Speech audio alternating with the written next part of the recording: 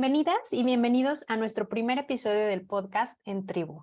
Soy Deneb y estoy muy emocionada de empezar este nuevo proyecto, de compartirles lo que he aprendido y de que puedan tomar esta información de forma más fácil. Tribu ya está cumpliendo 8 años. Durante este tiempo he conocido a muchas familias, muchas mamás que me han abierto su corazón compartiendo sus dudas y sus experiencias. En este camino en Tribu he aprendido que la maternidad es un sube y baja, que ser mamá implica mucho más que parir, que la crianza debe ser compartida y sobre todo que se necesitan comunidades que nos abracen y nos reúnan. Tribu nació con la intención de ser un espacio de acompañamiento para compartir. Hace 9 años tuve mi primer aborto. Este proyecto nace de ahí, de crear, de dar a luz. Este es mi primer hijo. Ha crecido y está entrando en la preadolescencia. También está encontrando su camino y su personalidad. Por eso, hoy estoy aquí compartiéndoles una nueva etapa que deseo que disfruten mucho como yo al hacerla. En el episodio de hoy les quiero contar acerca de la crianza respetuosa, qué es, con qué se come, para qué nos sirve, el intro de la crianza. Sé que muchas de ustedes ya siguen a Tribu desde hace rato y seguro saben acerca de lo que les hablaré, pero en esta ocasión quiero también acercarme a las mamás y papás que recién entran en este mundo. Cuando nace un bebé, muchas veces nos preocupamos por la lactancia o por los pañales, por su pediatra, pero nos empezamos a cuestionar sobre la crianza cuando ya nos agarran en curva con algún comentario o de plano nos sentimos perdidas con alguna conducta que no sabemos cómo acompañar y que pues nos saca el tapón. Hay varias definiciones acerca de la crianza, pero podemos considerar en general que es cuidar y proveer de salud tanto física como mental, emocional, social, etc. Y justo porque abarca tanto, es que los tipos de crianza priorizan diferentes aspectos, o más bien dejan de considerar algunas cosas. Seguro, en otra ocasión podemos hablar sobre todos los tipos de crianza, pero hoy, en este momento, te platicaré sobre la crianza respetuosa. En esta tribu tenemos claro que niñas y niños son sujetos de derecho, y el respeto es un derecho fundamental. Por eso, de aquí en adelante a la crianza respetuosa, solo le vamos a llamar crianza. Y como ya vimos, se involucran muchos aspectos. Hay cosas que dependerán de cada cultura, de cada familia o por la propia dinámica. Los tipos de alimentación, el uso de juguetes de tal o cual, el porteo, la circuncisión o hacerle perforaciones en las orejas. Pero en este espacio no hablaremos de las formas, sino del fondo, porque todas estas decisiones habrá que tomarlas informadas y basándonos en el respeto. ¿Cómo la crianza que le brinde a mi hija o hijo puede ayudar en su sano desarrollo? ¿Te lo has preguntado? Es por eso que te digo que es importante hablar de la crianza desde antes de embarazarnos. Se necesita hablar de la crianza con los hombres y en general con las personas con las que compartiremos este trabajo. Reflexionaremos acerca de la forma de establecer límites, la forma en la que acompañamos las emociones o cómo les brindamos habilidades de vida. En la crianza es importante considerar a nuestras hijas e hijos como personas con necesidades propias, con temperamento y personalidad. Y aquí es justamente donde la puerca torció el rabo, porque nos venden siempre la idea de que las infancias llegan vacías y hay que llenar a como dé lugar de indicaciones, de rutinas, de hábitos, de colores, de números en inglés y con el chip de ir al baño antes de los 2. Pero, ¿qué pasaría si en vez de eso empezamos a ver a nuestra hija o hijo como seres completos? Es decir, no tengo que llenar nada, sino sacar, guiar y acompañar lo que están pensando, sintiendo y siendo.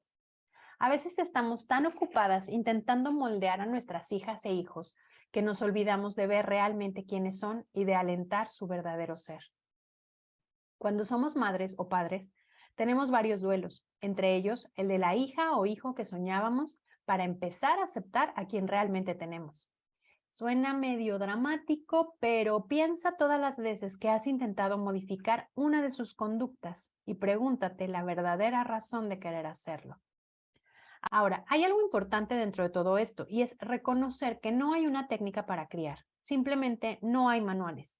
Cada hija e hijo requerirá formas y dinámicas diferentes porque somos personas.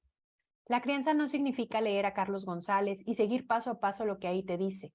Pero, si no lo conoces, busca el libro de Bésame Mucho, que es una verdadera joya.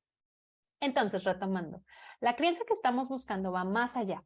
Se trata de vínculos de apego sanos, de límites asertivos, de trabajo personal, de conciencia. La crianza se trata de dar un recorrido por nuestra propia historia para sanar. Oigan, y seguro se están preguntando de dónde salió todo esto, estas formas, quién las inventó o cómo podemos saber si tendremos buenos resultados. Justo leí una vez una frase de Carlos González que decía, palabras más, palabras menos, que no le leas un libro a tu hijo de 2 años para que le guste la literatura. Léelo porque disfrutas pasar tiempo con él contándole el cuento, porque se lo merece. Y es que, ¿acaso necesitamos una justificación científica para tratar a las infancias como personas? Pero va, compro la duda en donde si por tantas generaciones las cosas se han hecho siguiendo estilos de crianza autoritarios y todas estamos sanitas, entonces, ¿qué evidencia hay de que esta crianza es una mejor propuesta? Pues resulta que sí. La neurociencia ahora nos da la información importante acerca de lo que sucede en el cerebro y las conexiones que se van formando desde los buenos tratos. Y la verdad, siendo honestas, también podemos darnos cuenta que, spoiler alert, realmente no estamos tan sanitas. También hay información relevante sobre lo relacionado con el apego. ¿Conoces este término? Pues saca tu cafecito y te cuento. En el contexto de la Segunda Guerra Mundial, Bowlby, que era psiquiatra y psicoanalista, empezó a investigar acerca de los efectos de la separación materna en edades tempranas. Esto dio pie a que otras y otros expertos iniciaran también investigaciones al respecto. Por ejemplo, Harry Harlow, un psicólogo, realizó un estudio, pues más bien un experimento muy cruel, la verdad, con unos monitos bebés. Les ofreció a los monitos mamás sustitutas que estaban hechas de alambre y que dejaban al alcance el alimento, un biberón, pero eran frías y duras, pues de alambre, ¿no? A la vez había otras madres sustitutas que estaban afelpadas y les brindaban calor y comodidad, pero no tenían alimento. Claro que los monitos iban a ir a comer donde estaba el biberón, pues tontos no eran, pero la postura de esos tiempos con el psicoanálisis y el conductismo indicaba que la única necesidad de los bebés era la alimentación, es decir, que no se formaba ningún vínculo con sus cuidadores y que el contacto y el confort no eran necesarios. Bueno, en ese tiempo y desafortunadamente todavía hay gente que lo cree. Y entonces, ¿cuál va siendo la sorpresa que esos monitos no preferían estar con la mamá de alambre que tenía comida, sino con la mamá felpada con la que podían mantener contacto y acurrucarse? Pero el estudio no solo llegó ahí, les dije que era cruel. También les ofrecían a los monitos factores estresantes, los asustaban, los aislaban y sí, invariablemente estos se refugiaban con la mamá afelpada, es decir, con quien se sentían seguros a pesar de que no hubiera alimento. Este experimento le dio a Bowlby más material aparte de lo que él ya había observado en orfanatos con infancias separadas de sus madres. Acuérdense que estamos en la Segunda Guerra Mundial. Entonces empezó a formular la teoría del apego, que nos dice a grandes rasgos, a muy grandes rasgos, que las infancias formarán un vínculo con la persona que les brinde seguridad, tanto física como emocional. A lo largo de esta historia, también otras personas han complementado la teoría del apego, como Mary Ainsworth, que con un experimento realizado esta vez con infancias y mamás, se dio cuenta de que existen diferencias en las respuestas que se forman según el vínculo que se tenga con sus cuidadores.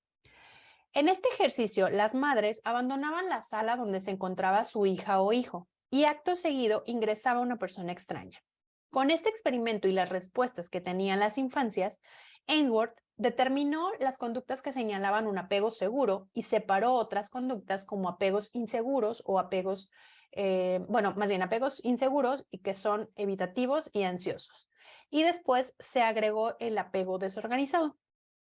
Otro estudio relevante para ampliar esta información fue el que hizo Edward Tronick, en donde una madre interactuaba con su bebé, reían y gesticulaban y jugaban, y de repente la mamá congelaba su cara, se mantenía inexpresiva.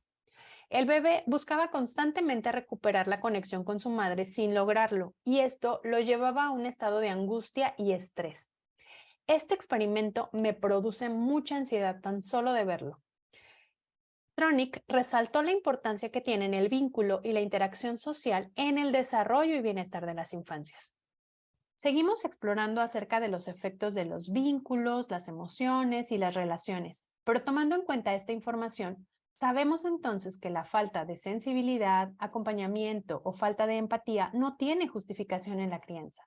El respeto y los buenos tratos son derechos de las niñas, niños y adolescentes. Y hablando de esto, también hay un tema aquí, porque antes las infancias no eran consideradas como sujetos de derecho. Es decir, cuando nosotras éramos niñas, asumiendo que eres de mi generación y que naciste antes del 90, nuestros papás y mamás tenían la obligación de cuidarnos, de darnos alimento y de protegernos y de llevarnos a la escuela, porque era una mirada desde la responsabilidad. Es decir, en ese tiempo no se consideraba que nosotras merecíamos por ser personas. ¿Se entiende la diferencia? Es hasta 1990 que México ratifica la Convención de Derechos de Niños, Niñas y Adolescentes. Aún falta mucho por aprender, por concientizar y por hacer, pero cada generación estamos poniendo nuestro granito de arena.